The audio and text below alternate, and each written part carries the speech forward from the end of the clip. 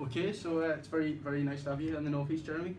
So basically, there's a lot of young people in this region at the moment are feeling sort of very disillusioned with the way their life is at the moment. Now, if you had came here a few years ago, you would have seen a lot more industry. Young people had opportunities, they had greater job security, and they had enough money to be able to provide for their families.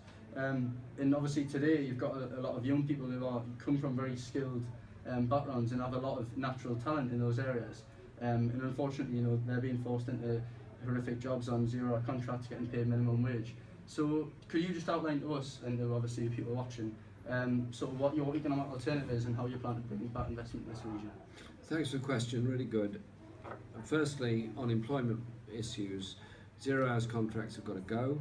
There's got to be minimum hours contracts so everyone knows excuse me, what their income's going to be.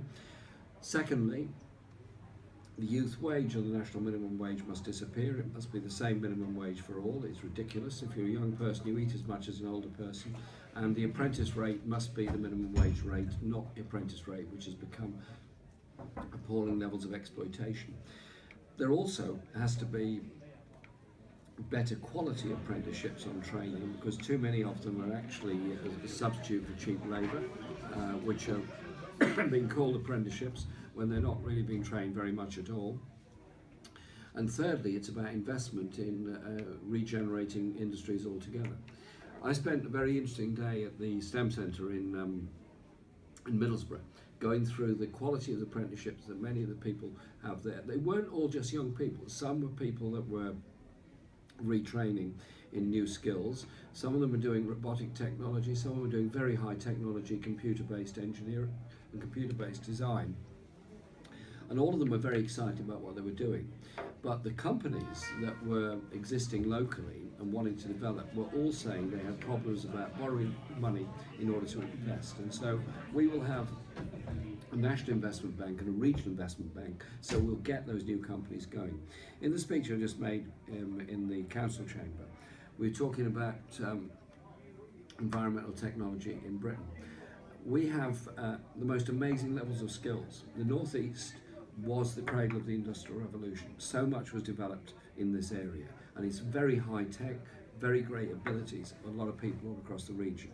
But a lack of investment means that those industries, the big industries, have declined, the smaller industries haven't grown as much as they could. And so our plan is to give loans for cheap loans for investment where jobs are created, to invest in the whole region, and also encourage cooperative ownership of industries. Brilliant, brilliant. So the second question is, obviously the North East, can we get some water please?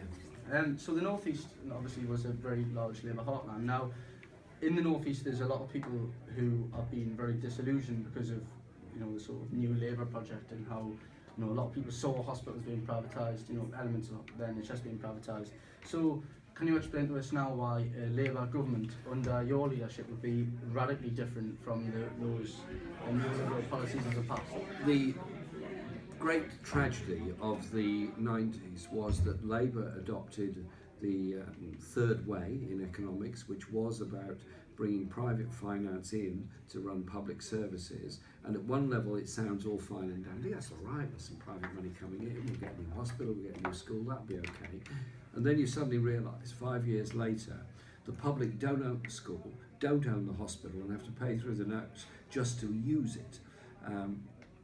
I want all public buildings to be publicly owned and publicly financed through government loans in order to pay for the development over 60 years, not these short-term PFI loans, some of which are now owned by offshore tax haven based companies. And so that way we will then have the funding back into the hospitals. Every hospital in Britain is in debt or deficit at the moment, mainly because of the private finance initiative. Definitely brilliant.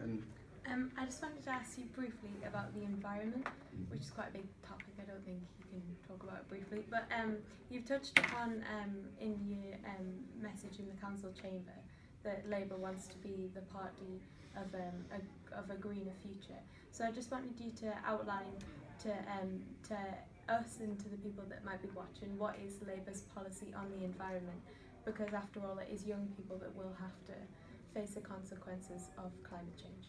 Thanks for the question, and it is young people who are going to live a lot longer than people like me, and therefore going to have to deal with the consequences of environmental degradation. So the first thing we've got to recognise, all of us, is that our planet is finite, the resources we've got are finite, and our ecosystem is very important to all of us. And so maintaining biodiversity is something that is very important in agricultural policies as well as marine policies. It doesn't mean you stop all farming, it doesn't mean you stop all fishing, it means you do it in a better and more sustainable way. And then you start looking at levels of pollution as well as greenhouse gas emission. Pollution levels have improved a bit over the years. There was a time when we were exporting sulfur dioxide through the air to Norway, and that was killing their forests. That acid rain that was falling on Norway doesn't fall now because there has been some degree of controls on that. There have been some big improvements. For example, the Montreal Agreement did quite a lot to end the use of chlorofluorocarbons, which in turn has protected the ozone layer. But there's a lot further to go. And so we want, A, to promote sustainable energy in Britain, which means locally owned, local authority run or cooperatively run energy generation, wind generation, solar generation, wave generation, the hot air generation by taking hot air from wherever it might otherwise be wasted. So in London, for example, in my borough, there are about 1,000 homes being heated by heat that would otherwise be wasted from the underground system because they've got a heat exchanger. All those kind of things are quite possible with a bit of imagination. So we start using our imagination. The other area is on how we actually export pollution. If you think about it, when we used to have polluting industries in Britain, the Tyne was a pretty polluted river. It's not so polluted now. In fact, it's a lot cleaner. It's a lot better than it ever was. Most rivers in Britain are a lot better than they ever were, for two reasons. One is partly better environmental regulation, most of which has come through the European Union. But it's also because, quite honestly, there's fewer polluting industries.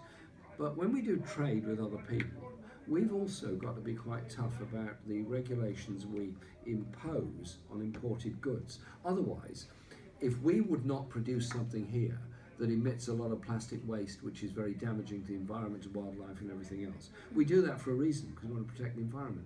I want the same for China. I want the same for India. I want the same for Indonesia.